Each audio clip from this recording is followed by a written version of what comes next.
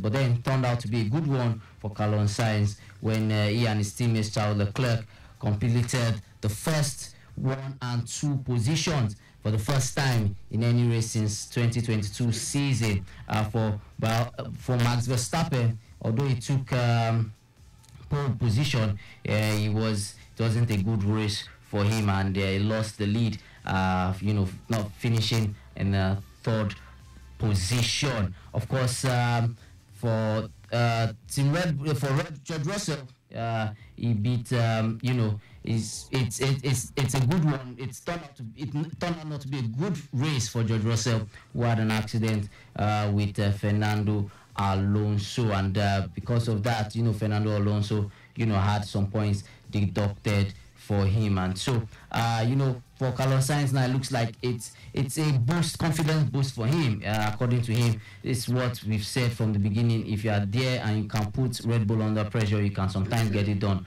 but you need to be there, and we need to be there more often if we want to win. Our car really worked really well this weekend, but I think it's going to be tough to keep it up here in every track until we bring an upgrade to close that gap that we saw in Bahrain and Jeddah. Of course, Bahrain and Jeddah, it was Team Red Bull that won that, but it's a good one. Good one for Ferrari, finishing in 1st and 2nd position. And of course, we know that from next season it will be Hamilton that will be replacing Sainz in Ferrari. Of course, for Mercedes, it's not really been a good year for them. For Lewis Hamilton, his engine failed in the lap 6, and then after a while, despite qualifying in 11th position, and even his teammates George Russell and started off from 7th spot on the pole position.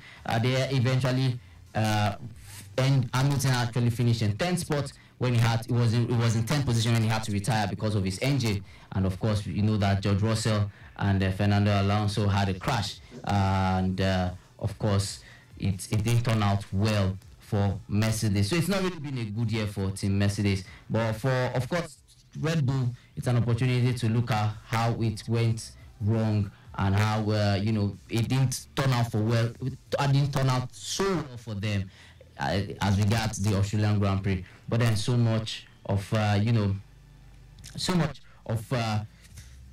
Prix to still look forward to. The World Championship still has about 18 more races to go. So it could still go down to the wire, and of course, Mercedes is not looking like a good start of the season for them. But Red Bull look like they could bounce back.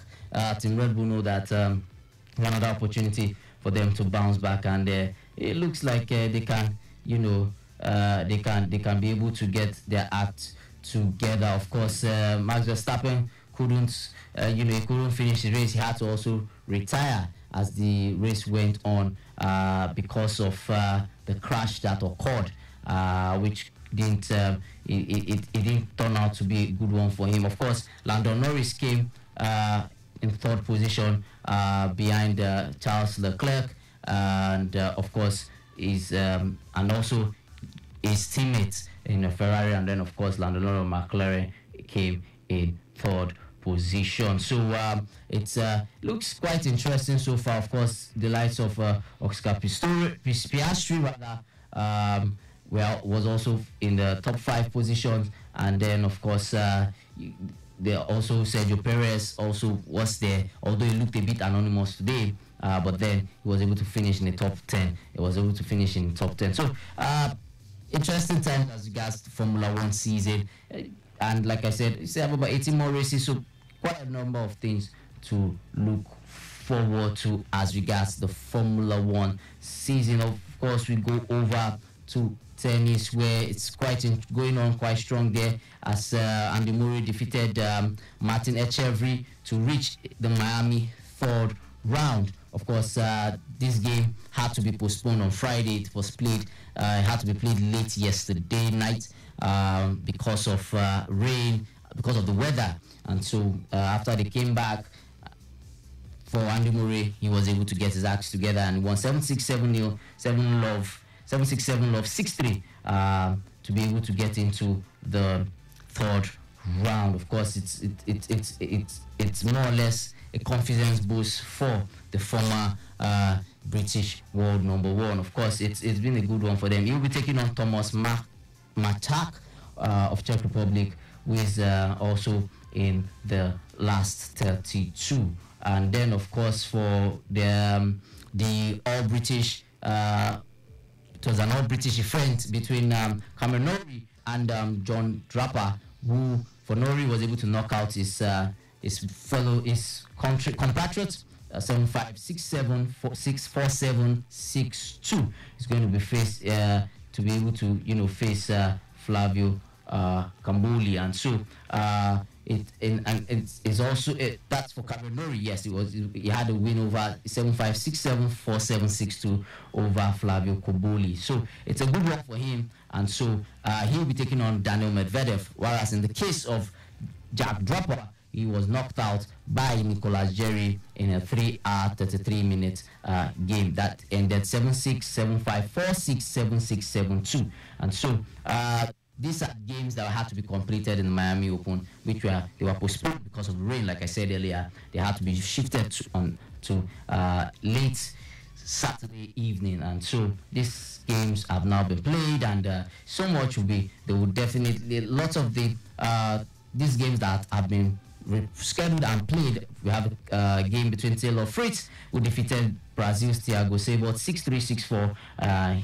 He would also be facing the winner. He'll be taking on Daniel Shapovalov of Canada, who defeated Stefano Tsitsipas 6-2, 6-4. Another winner on the night was Jannik Sinner, who defeated Andre Vasvazuri 6-3, 6-4, and Carlos Alcaraz cruised past his Spanish compatriot Roberto Cabela-Dena 6-2, 6-1. So we'll be taking a short break, and then of course we're coming from stories, taking updates from the traffic update, and of course taking stories from the local scene.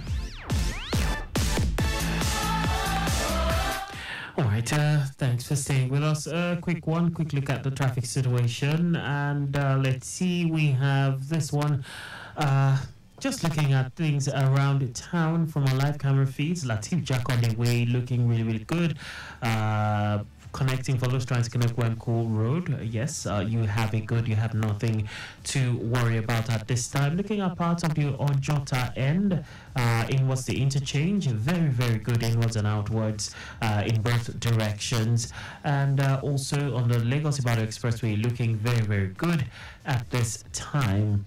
Part of the Lego. Okay, so we lost that feed. Let's see. So Mobolaji Johnson, for those coming in from the lands and coming in from 7 up thereabouts, if you're trying to connect Billings Way, you have nothing to worry about at this time. All right, back to Sports Lounge.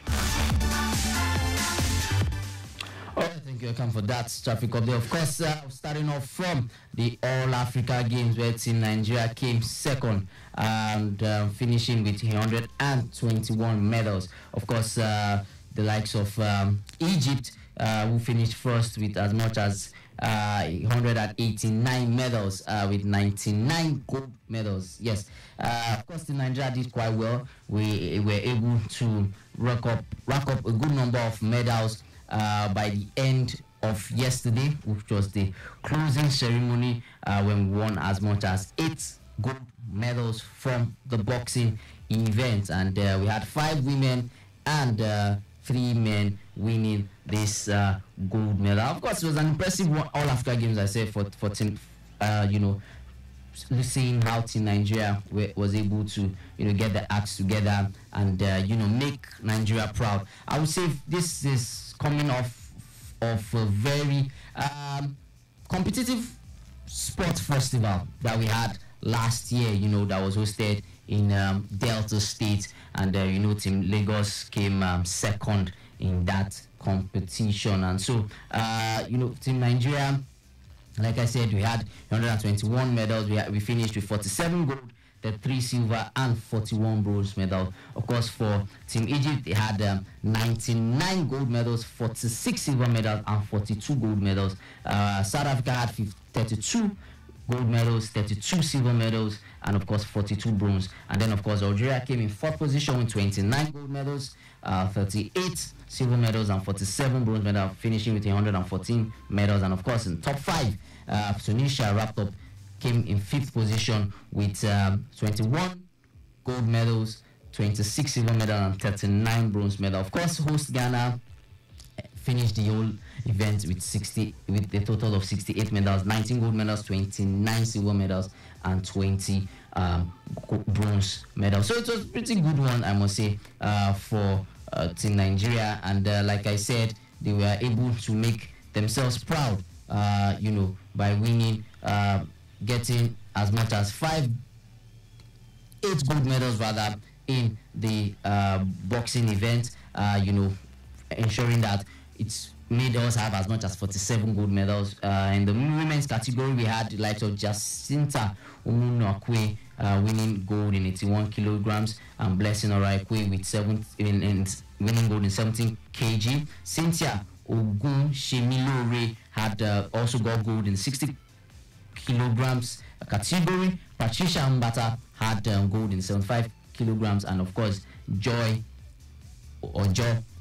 had got the gold medal in the 57 kg event. Of course, for the men, we had Ifeanyi Onyekwere with the 92 plus kg category. We had Adams Olaore in the 92 kilograms category, winning gold medal. Of course, Omole Dolapo in the 50s with gold in the 57 kg category. Of course, the only silver, you had 2 silver medals in the boxing event. Out of 10 boxing events, Nigeria got 8 gold medals, and of course finished with 2 silver medals. Of course, that came from the women, where Shukura Karim got silver medal in 54 kg category, and then Zainab Adeshino, finished with second position with in the 50 kg category. So good one for Team Nigeria. Like I said, we saw impressive, results by the team, and hopefully some of these athletes were able to get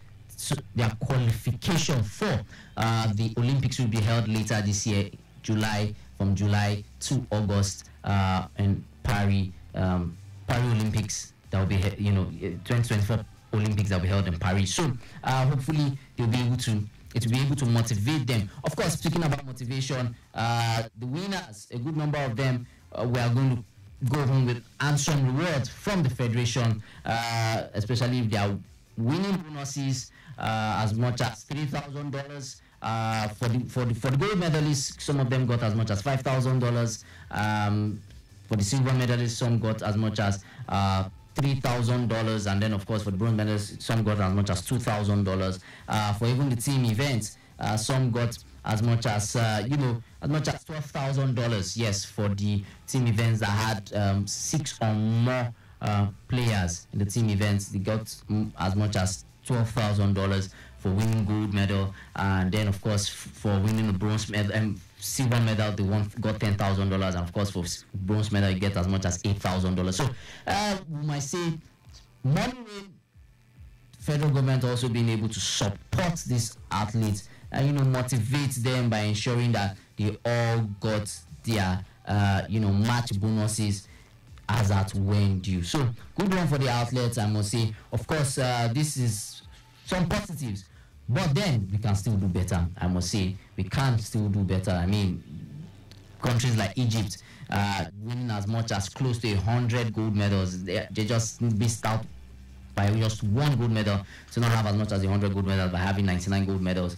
in total, and that made them even go as far as having as much as 187 medals. So it's a good one, I must say. And then of course hopefully we'll be able to take this performance into the Olympic game. Moving over to the Super Eagles of Nigeria. Yes, over the weekend we defeated Ghana by 2-1. I must say I saw a Super Eagles team that looked a bit much more offensive and purposeful as compared to what we saw at the Nations Cup. And of course the interim coach Finidi George has said that he expects new set of players when they take on Mali on Tuesday at Marrakech. For Finidi, he stated on the official TV media platform of the federation, or the Nigerian Football Federation. Instead, we are going to see new players. We cannot overload the players. Some will come in and we'll see the areas where they can help.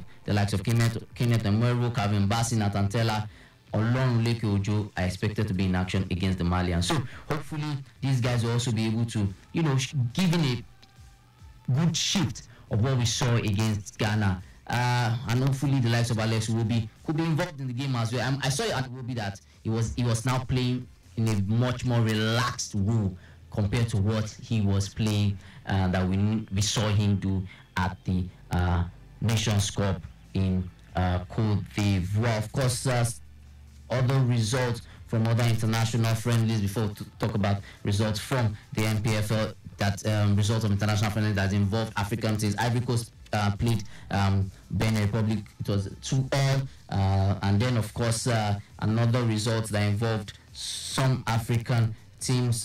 We saw the likes of Gabon played yesterday. Like I said, it was 2-2 draw between Ivory Coast and of course Benin Republic, and then of course it was Togo 2, Niger Republic 1, and of course Morocco defeated Angola by a 0-0, and then Mali defeated Mauritania. Yeah, these two teams, had quite an impressive AFCON 2023.